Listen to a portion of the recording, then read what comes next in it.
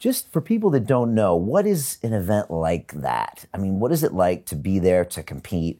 The mental headspace, you got contracts on the line, you got prize money on the line, you got bragging rights. Yeah. You know, explain it to people who maybe have never even watched one of these competitions. I think it's the event that brings the most pressure on your shoulders of all events in the breaking scene nowadays. Like the road towards the event, you're already busy with like media and interviews and local interviews and international interviews. So in these interviews, they're asking you all these questions like, what does it mean for you to be there and to represent your country? So you really feel like you're not just representing yourself, you're also representing your family and your friends and your crew and your country back home. So that brings like an extra pressure that doesn't really come with other events. It's like the Olympics in that way. It's a little bit like the Olympics in that way, yeah.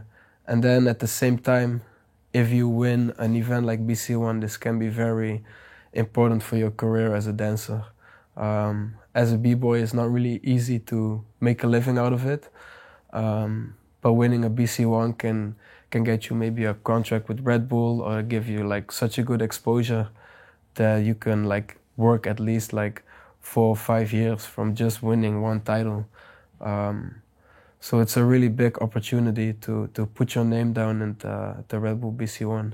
Yeah. And pressure brings out the best and worst in people. I'm sure you've Yes. seen great b-boys in the training room, but when they get on stage, sometimes they just can't make it happen, right? Yeah, and especially when you have this green room, there's this warm-up space at the Red Bull BC1, and being surrounded with like the top 16 of the best b-boys in the world, the physical abilities that people do is out of this world, and I'm looking at it, I'm looking at how they warm up, and I'm like, holy shit, like this is so like, even for me watching what they do, it's impossible. Like, imagine some from the outside watching them. It looks like really like they're superheroes in a way. And I'm not built like a super athlete, so that sometimes can give me doubtful feelings. Like, oh shit, like, is the crowd's gonna feel my movements, and how am I gonna beat something that has that like a big of a shock value? But then you see on stage, it's not about the moves. It's about how you put it together, and it's about how you do it, not what you do. Yeah. Yeah.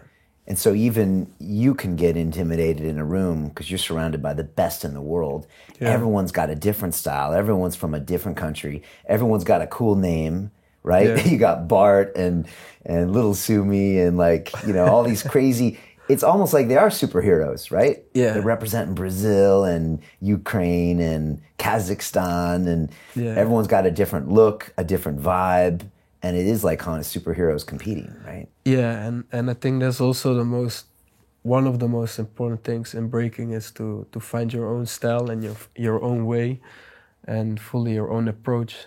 And then once you find it, you need to become the best of your own version.